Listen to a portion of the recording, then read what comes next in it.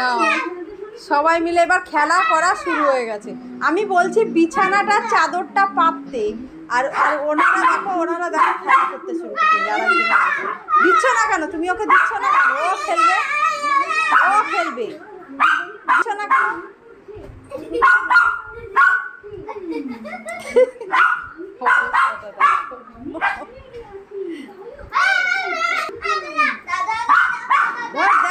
দাও আমাকে দাও, আমি ওকে খেলি।